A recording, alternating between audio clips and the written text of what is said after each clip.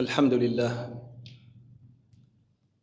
الذي جعل الصلاة على فخر الكائنات من دلائل الخيرات، فأيما قلب تعلق بالجناب الشريف تفجرت منه شوارق الأنوار وتفتقت منه كنوز الأسرار. وصلى الله وسلم وبارك وشرف وكرم ومجد وعظم وجلل وقدس على سيدنا ومولانا وحبيبنا رسول الله السابح في بحر السبحات بأقدس التسبيحات، فكلما صلى لله صلى الله عليه وازداد وصالا واتصالا به، وهكذا دواليك صلى الله عليه وآله وصحبه وسلم تسليما. ثم ما بعد، كل عام في شهر المولد النبوي الشريف نخصص جلسة نختم فيها دلائل الخيرات إن شاء الله تعالى، ختمها هكذا. فلما لي هذا الكتاب العظيم من فضل، فجزى الله عنا سيدنا الإمام القطب الجزولي قدس الله سره خير الجزاء على ما حفظ علينا من التعلق بالحبيب صلى الله عليه وآله وسلم. ونحن في سلسلة مقامات التعلق به صلى الله عليه وآله وسلم، ودخلنا الكلام عن النافلة، نوافل التعلق. فهذا الكتاب ومجالسه قراءته هذه من نوافل التعلق به صلى الله عليه وآله وسلم، التي هي ليست بواجبة، ولكن من حافظ على هذا الكتاب بأوراده يوميا كل يوم بورده إن شاء الله تعالى هذا كأنه ينفل في مقام الصلاة عليه صلى الله عليه وآله وسلم. وإذا نظرنا إلى التعلق به صلى الله عليه وآله وسلم في الأمة، كما قلنا سابقا بأن أربابه هم ساداتنا أهل العلم، ثم حفظ عن طريق ساداتنا العارفين بالله. لو نظرنا عمليا الذي حافظ على الأمة المحمدية تعلقها بجنابه الشريف صلى الله عليه وآله وسلم سنجد 3 كتب هي الأساسية: دلائل الخيرات في الصلاة عليه صلى الله عليه وسلم، البردة في مدحه صلى الله عليه وسلم للإمام البصيري، كتاب الشفاء للقاضي عياض في التعريف بجنابه الشريف صلى الله عليه وسلم. هذه الثلاثة لا يكاد بيت مسلم صادق الحب له صلى الله عليه وآله وسلم يخلو منها، لا يكاد بيت مسلم يخلو من هذه الثلاث، ولا سيما الأوليان دلائل الخيرات والبردة. لو نظرنا إلى دلائل الخيرات سنجده رسالة في الصلاة على سيدنا رسول الله، البقية يعني تضاف إليه فقط، يضيفون إليه البردة، الدعاء الناصري، صلاة المشيشية، سورة النجم المنفرجة، ولكن هو لو طبع طبعة الكتب لكان رسالة على لا تتعدى 120 صفحة. ولكن انظر كيف حافظ على الأمة تعلقها به صلى الله عليه وسلم، كيف لقي القبول لنية الإمام الجزولي، وأعظم من ذلك ماذا؟ لكونه متصلا بالجناب الشريف صلى الله عليه وسلم. كل ما اتصل به يدوم، كل سبب ونسب ينقطع إلا السبب ونسبه، هذا من سببه صلى الله عليه وسلم نعم، ونسبه الروحي. البردة كذلك 160 بيت، شوف كيف حافظت على الأمة ولله الحمد قرون. ومشت كما قلنا خذ العلم عن العلماء والحب عن الأميين، مشت في الأميين في عامة الناس. أصلا سبب تأليفه أخذها عن من يسير؟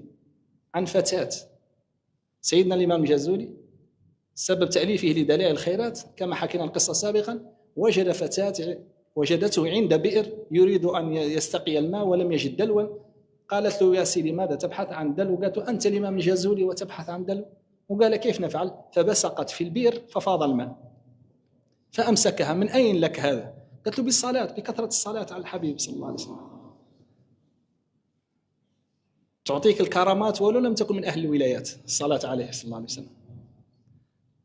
فعكف وعزم على تأليف كتاب في الصلاة على سيدنا رسول الله، فلما ألفه هو أول من لزمه، فحديثنا إن شاء الله تعالى في هذه الجلسة كل مرة نتكلم عن دلائل الخيرات من ناحية من نواحي، لعلنا ونحن في التعلق في مقامات التعلق أن نتكلم عن في دلائل الخيرات هذه المرة عن أحوال الصالحين مع دلائل الخيرات. من ضمن كتاب أحوال الواليين في الصلاة على نور العينين صلى الله عليه وسلم جعلنا باب خصصناه لدلائل الخيرات، لعلنا نأخذ منه بعض العينات لتحفز الهمم شوية يعني. أول من عكف عليه هو صاحبه سيدنا الإمام الجازولي، ألفه ثم عكف عليه، يعني ألفه لنفسه هو بالدرجة الأولى، فكان يقرأه في اليوم 14 مرة، وهناك من قال 14 مرة في النهار و3 في الليل، يعني يقرأ 17 مرة.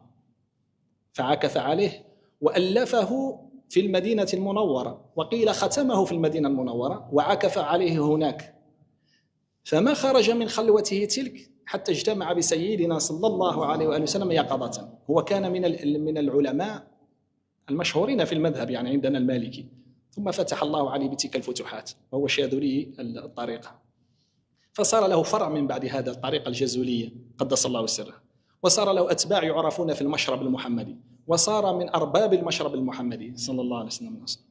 وقيل أنه نال القطبية بهذا، وقيل أنه قال في بعض مشاهده أنه قال له الحق سبحانه: أتدري كيف فضلتك على أهل زمانك؟ قالوا: يا ربي بما؟ قالوا: بكثرة صلاتك على حبيبي صلى الله عليه وسلم. يعني نال هذا الفضل. هذا هو الأول، يعني سيدنا الإمام الجازولي هو الأول، يعني كان من أوراده أنه يكثر من دلائل الخيرات. من أحوال الأمة عموما مع دلائل الخيرات أنه قلنا لا تكاد تجد بيت إلا وفيه دلائل الخيرات.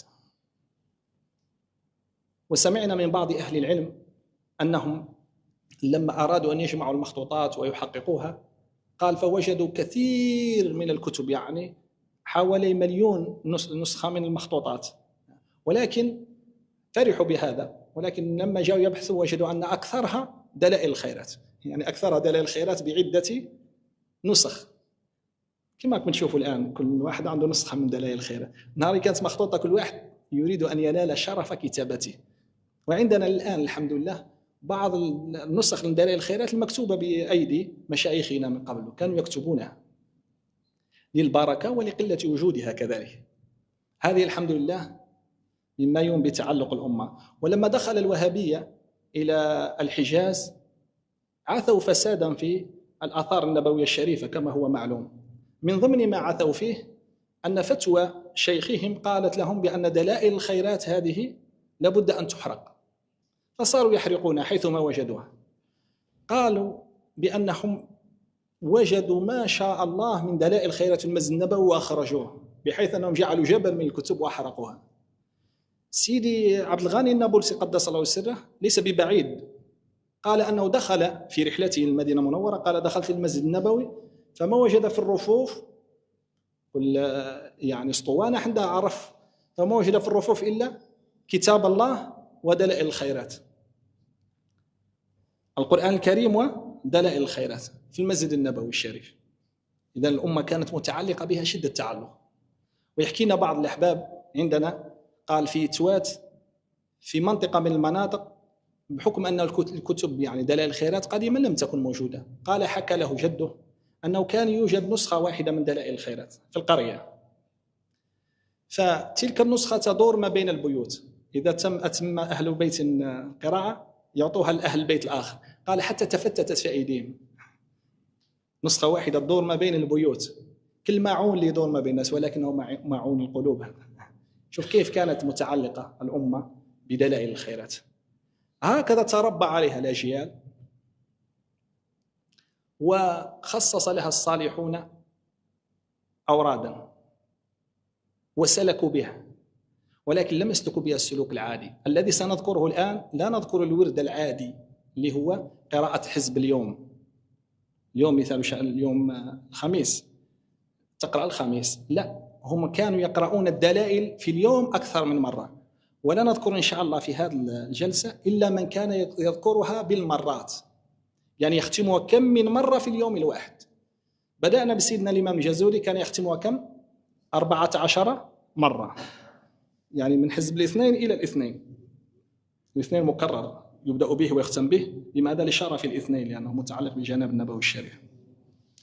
ممن ذكرناهم في كتاب دلائل أحوال الوالهين الشيخ محمد الدداسي الوزغتي قدس الله سره، أنه كان مع كثرة أذكاره ومشاغله يختم دلائل الخيرات كل يوم 3 مرات، وتنبيه الأنام مرة واحدة، تنبيه الأنام كذلك في الصلاة على سيدنا رسول الله صلى الله عليه وسلم. سيدي محمد العربي التلمساني قدس الله سره كان كذلك من الصالحين ومن أهل الاجتماع بسيدنا صلى الله عليه وسلم، كان يختم دلائل الخيرات في اليوم مرات عدة، مرات عدة، يعني يختموا ويعاودوا. كيف هادو يا سيادنا؟ هادو دارين دلائل الخيرات كي ورد الهجير تاع الصلاة. كاين اللي مثال عنده وردو يذكر في اليوم 20,000 30,000 40,000 50,000 صلاة، وكاين اللي دار دلائل الخيرات هي يقراها بكثرة ما يقرأها يطويل ربي سبحانه الله. وقلنا من أول بركات الصلاة طي اللسان فيها، من أول بركاتها التي تظهر عليك أن مولانا يطويلك. وهذه الحمد لله هنا يعني أذكر بشارة إن شاء الله، قسمنا في هذا الشهر قلنا كل واحد يجيب 1,000,000 صلاة من الأحباب، ونرى هل نلحق 1,000,000 في الشهر أم لا. فالليلة إن شاء الله الآن يعني ختم بعض الأحباب 1,000,000، يعني اليوم في قداف اليوم 25 تقريبا ختم 1,000,000، فهنيئا له. ندعو الله له سبحانه وتعالى أن يجعله من الصالحين ومن أهل الاجتماع بحضرة الحبيب صلى الله عليه وسلم مع العفو والعافية. هذه جائزتنا له، أن ندعو له أن يجعله الله من المكثرين من الصلاة على الحبيب وأن يصله به ظاهرا وباطنا، والعاقبة للبقية إن شاء الله. من المكثرين من الصلاة بدلائل الخيرات سيدي القطب محمد الفاسي الذي تربى عليه الأمير عبد القادر قدس الله سره. سيدنا الأمير عبد القادر الجزائري كان قادري، ثم سلك على أحد العارفين بالله من السادة الشاذلية، دخل على يديه الخلوة، وكذلك لقيه سيدي النبهاني وأخذ عنه.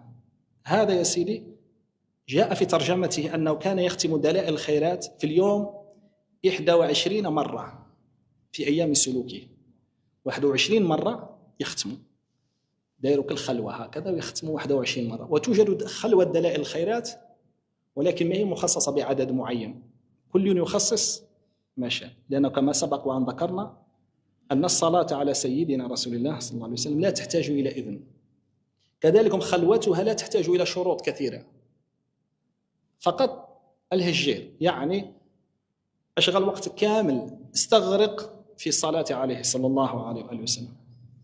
منهم كذلك سيد العارف بالله أحمد بن عبد القادر قدس الله سره، مواظبا قال على دلائل الخيرات، وكان يحفظه ويسرده عن ظهر قلب.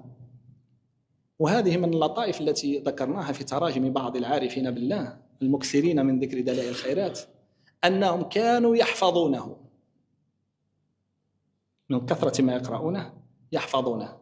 وهذه حكاية كذلك حكاها لي بعض الأحباب من أهل توات البلد المبارك، قال أنه زار عجوز قال له ابنها أنها من المكثرات من دلائل الخيرات، قال زرتها وجدتها ضريرة، دخلت إلى عند حجرتها، قال لم أجد في بيتها شيء في الحجرة تلك إلا دلائل الخيرات معلقة وهي عامية لا ترى.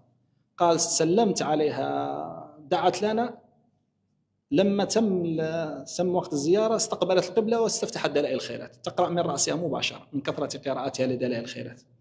قالوا هذا هو حالها من الصباح الليل، قراءة دلائل الخيرات من رأسها. عجوز هذا يا سيدي، الحب عن من يؤخذ؟ عن الأميين يحفظوها. رضي الله عنهم ونفعنا الله بهم. منهم سيد الإمام بن عجيبة، الكل يعرفه، سيدي أحمد بن عجيبة صاحب إيقاظ الهمم، قال أنه كان في أول سلوكه قد تولع بدلائل الخيرات، فكان يداوم عليه حتى حفظه عن ظهر قلب. قال هذا في كتابه في فهرسته التي في ترجمة نفسه، قال حفظته حتى أشرقت عليه الأنوار المحمدية، حتى أشرقت الأنوار المحمدية من باطن، حفظ دلائل الخيرات رضي الله عنه. منهم كذلك سيدي الحاج عبد السلام السلاوي، وهو من المجاورين في المدينة المنورة، متوفى سنة 70 و100 وألف هجرية. كان ملازما لدلائل الخيرات وكان يقرأه على ظهر الغيب. وهنا لطيفة أذكرها كذلك لئلا أنسى،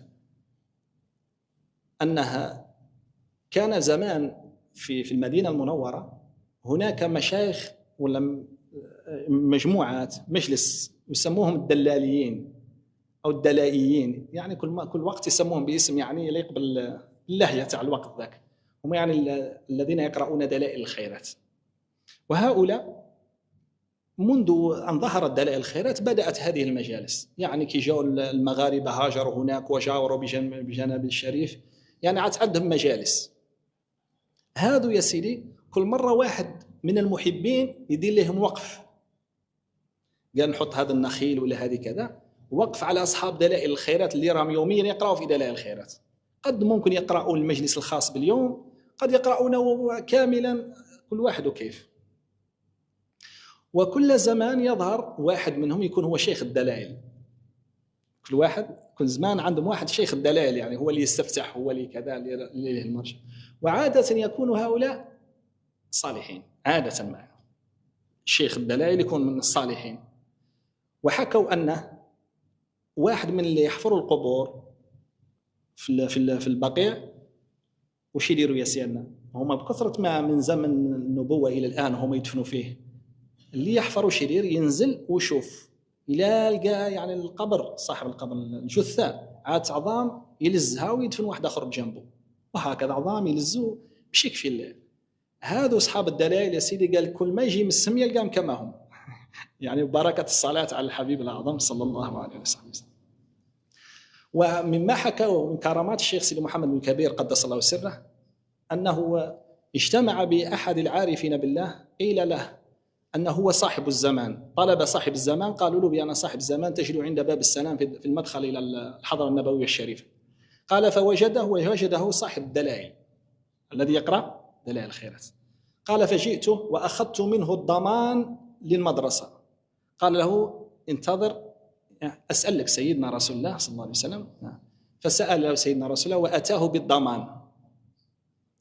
بالضمان.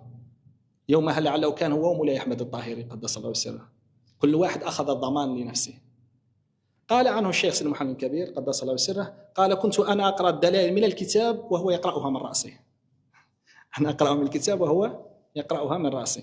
هذا هو قال ديدنه قراءة دلائل الخيرات هكذا يوميا عند باب السلام، لتعرف أين أحباب سيدنا صلى الله عليه وسلم. الله أعلم حيث يجعل رسالته.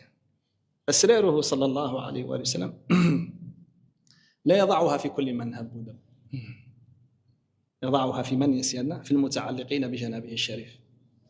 إن من أقربكم أحبكم إلي وأقربكم من مجلس يوم القيامة أكثركم علي الصلاة.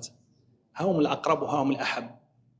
وفي الحديث الآخر محاسنكم أحاسنكم أخلاقا. هذا الناس اللي تظهر عليهم بهجة النبوة. نعم. منهم كذلك سيدي العربي العراقي الحسيني.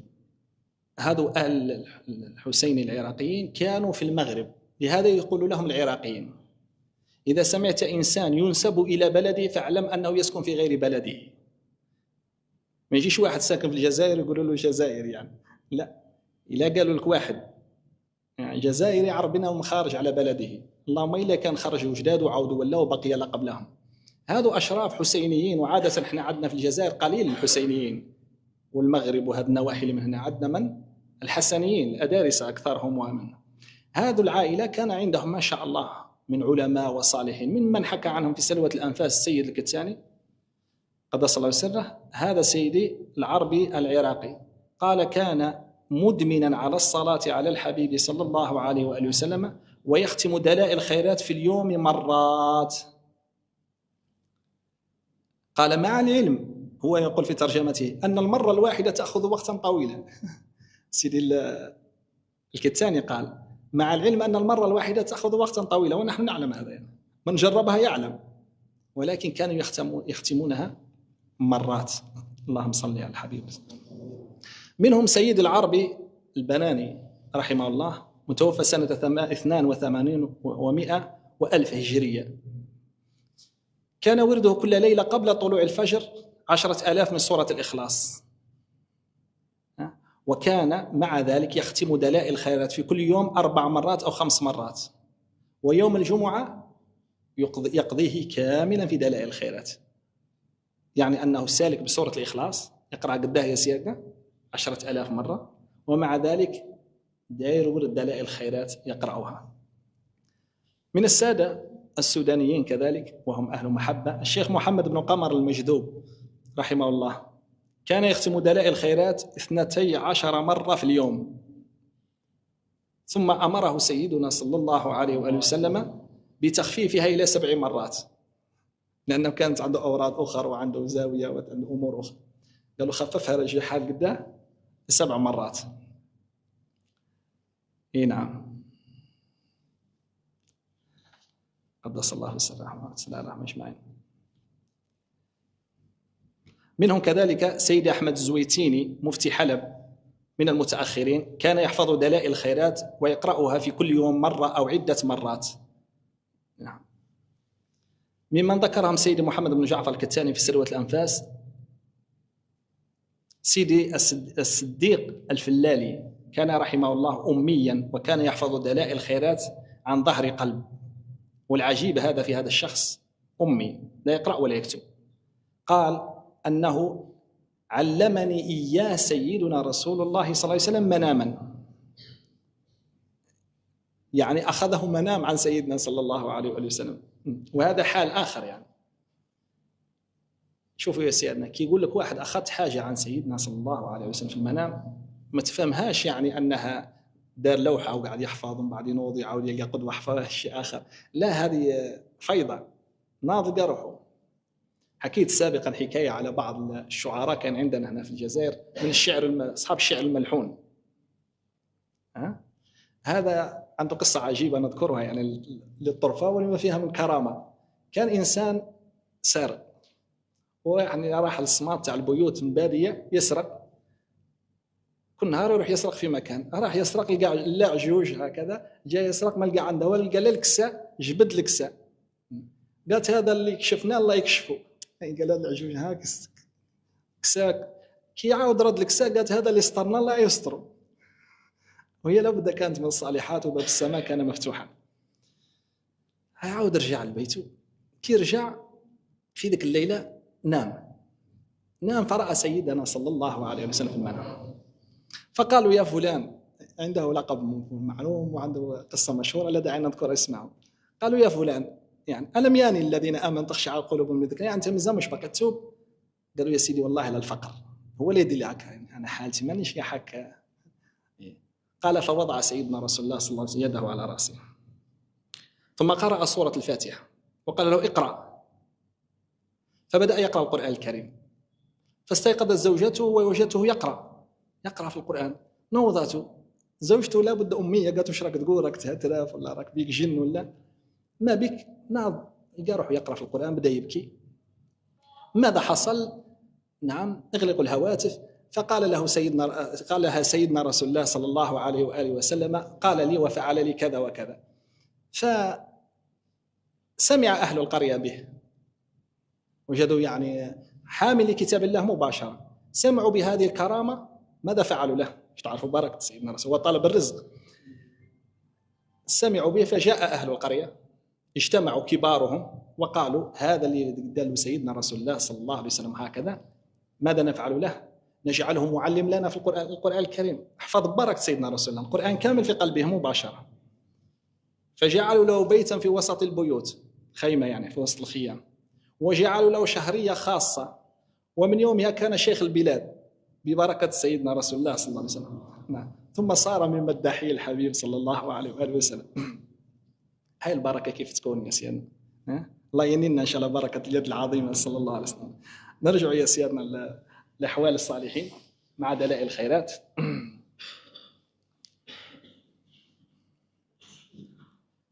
وممن كان يحفظ دلائل الخيرات كذلك هذا الحال العجيب في الحفظ سيد محمد سعيد البرهاني الشامي قدس الله سره، كان يحفظ دلائل الخيرات وقد أجازه بها شيخ مشايخ المدينة المنورة في دلائل الخيرات، هو سيدي أمين رضوان. هذا كذلك من لهم حال عجيب مع دلائل الخيرات، هذا الأخير يعني. نعم. وهنا لا ننسى أن نذكر من فوائد أن السلطان عبد الحميد في الدولة العثمانية ممن ساهموا في نشر دلائل الخيرات. ديك دلائل الخيرات اللي كانت كثيرة وكذا وراح انتشرت في الأمة، أن الدولة العثمانية أولت أهمية للجناب النبوي الشريف. هذا لا ينكر يعني. أموراتها السياسية هذيك الشيء، ولكن أمور التعلق بسيدنا صلى الله عليه وسلم وآل بيته يعني موجود عنده. فكان السلطان عبد الحميد من نفقته الخاصة كل عام يطبع آلاف النسخ من دلائل الخيرات ويقسمها في الأمة المحمدية. لهذا انتشرت كثيرا في الأواني الأخيرة. نعم. ممن لزم دلائل الخيرات كذلك وجعلها لها خلوة من المتأخرين سيدي عبيد الله القادري قدس الله سره، وهو أحد مشايخ القادرية في الشام. سيدي عبيد الله القادري لزمه وجعل له خلوة في المدينة المنورة.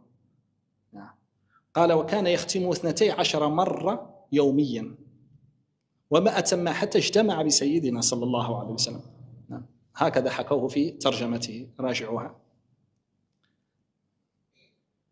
حكينا عن بعض العارفين بالله سابقا، وهو سيدي التمكشتي، أحد العارفين من يكثرون من الصلاة على سيدنا رسول الله، وله من أوراده 100,000 صلاة على سيدنا صلى الله عليه وسلم في اليوم، لما ذكرنا كثرة الصلوات.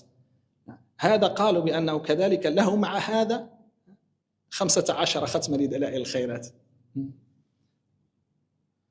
تقولي وهذه الأعداد كلها، نقول لك يعني الكرامات في الأذكار أولى من الكرامات في خرق الأغيار، الأمور العادية.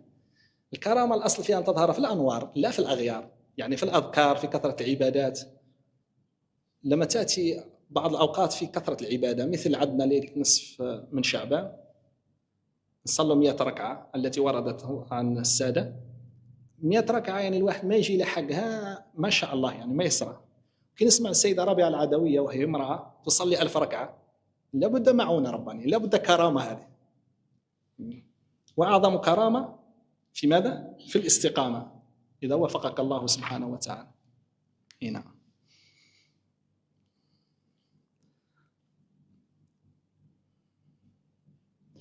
ومن المتأخرين كذلك السيد محمد المغربي المالكي، وكان رضي الله عنه، ذكر سيدي عبد الله السويدي في النفحة المسكية في الرحلة المكية، اجتمع به، قال: كان من المولعين الهائمين في جناب النبوي الشريف، وكان يقرأ دلائل الخيرات، وهذا من أكثر ما سمعت له في العدد، 40 مرة في اليوم. دلائل الخيرات 40 مرة في اليوم. هذا زيادة على الحفظ الكرامة، هذا زيادة على أنه حافظ الكتاب الكرامة. نعم، رضي الله عنه ونفعنا الله به. الآن أنا نختار يا سيادنا بحكم ضيق الوقت.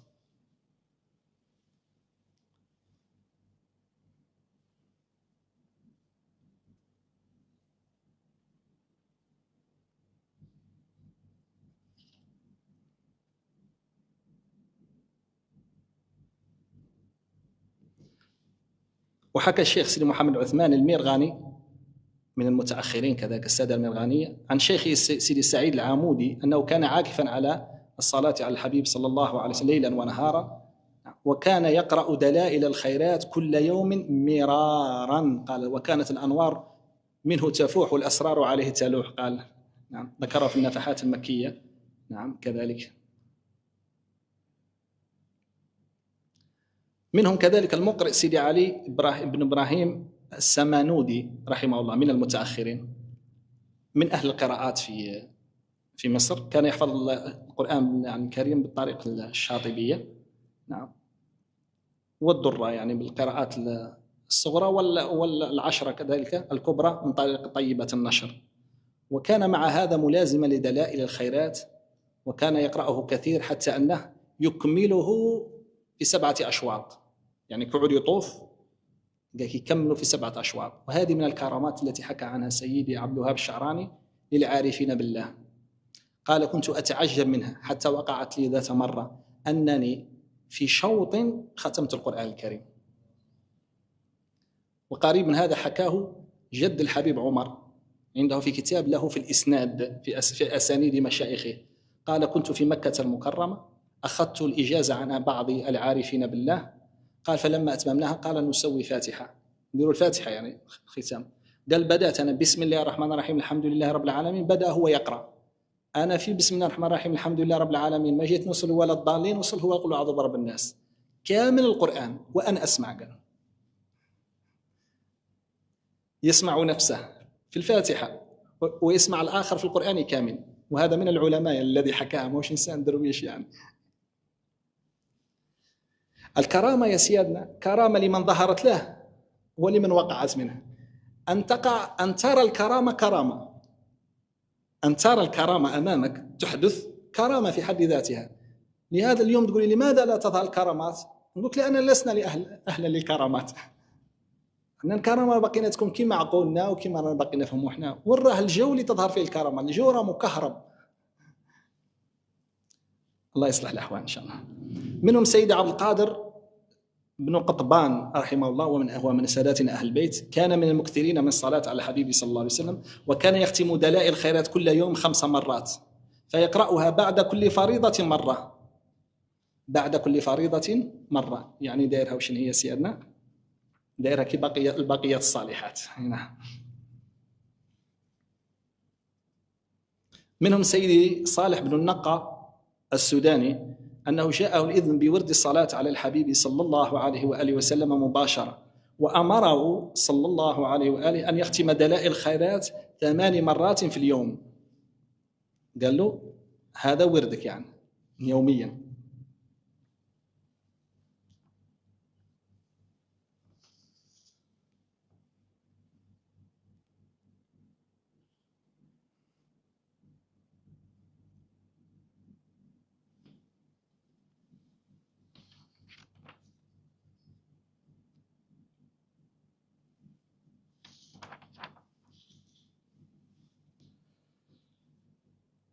ممن اشتهر كذلك بقراءة دلائل الخيرات مدرسة سيدي محمد بن عمران البرادعي الذي حكينا عنه سابقا في أحواله مع الصلاة على سيدنا صلى الله عليه وسلم، وهو صاحب القصة المشهورة في لما قال لأحد العارفين بالله يعني انفخ في يد أحد المزكومين الذي عنده الزكام، يعني أفقده حاسة الشم.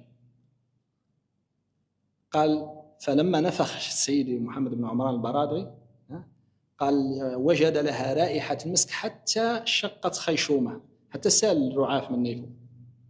ثم قال كلمة مشهورة، قال أيظن أصحاب رسول الله صلى الله عليه وسلم أن يتفردوا به دوننا؟ والله لنزاحمنهم عليه. يعني هذه الفتوة في أعلى مستوياتها.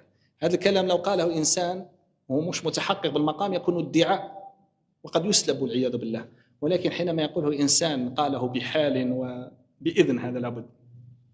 كان رضي الله عنه مواظبا على دلائل الخيرات، وأصلا من مدرسة سيد الجازولي قدس الله سره، وكان له أصحاب يقرأ معهم دلائل الخيرات جماعة. نعم. وكانت له كرامة وقصة حدثت له بعد منامه، سأله بعض الأخيار في المنام بعد موته عما فعل الله به، فقال أنا في ضيافة سيدنا رسول الله صلى الله عليه وسلم، وقل لأصحابنا يأتون إلينا ويسمعوننا شيئا من الصلاة على الحبيب صلى الله عليه وسلم، يعني يديروا عندنا مجلس الصلاة. نعم. ومن المتأخرين سيدي أبي الحسن أحمد بن عمرو التجاني، قالوا بأنهم كانت له 60,000 صلاة على سيدنا رسول الله في اليوم صلى الله عليه وسلم، وكان دخل خلوة لدلائل الخيرات يختمها في اليوم 36 مرة، 36 مرة يختم دلائل الخيرات في اليوم. ثم واظب على صلاة الفاتح لما أغلق كما هو الحال عند السادة التجانية، كان يذكرها 50,000 مرة في اليوم قدس الله سره ونفعنا الله ببركاته. نعم. لئلا نظلم النساء كذلك نذكر حالة السيدة الشريفة مريم بنت الحسن الكتانية من السادة الكتانيين، كانت من المكثرات من الصلاة على الحبيب صلى الله عليه وآله وسلم. قال في ترجمتها بعض السادة الكتانية أنها حتى وصلت إلى درجة ماذا؟ الهجير بها، حتى حفظت دلائل الخيرات وكانت تذكر بها هكذا دائما. يعني كيعود الأميين ولا العامة ولا العجائز يحفظونها، يعني دلائل الخيرات هذه كذلك بركتها فيها دلالة بأن في الكتاب سر، والسر الذي فيه هو الصلاة على سيدنا رسول الله صلى الله عليه وآله وسلم. هذا والله ورسوله أعلم وأحكم، وصلى الله على سيدنا ومولانا رسول الله وعلى آله وصحبه وسلم. سبحان ربك رب العزة عما يصفون ومن على المرسلين والحمد لله رب العالمين. الصلاة والسلام سيدنا يا حبيب الله، الصلاة والسلام سيدنا يا نبي الله، الصلاة والسلام سيدنا يا رسول الله والسلام عليك صلى الله عليك وعلى، والرضا عن أصحابك يا خير من اختاره الله. صلى الله عليك سيدي يا رسول الله.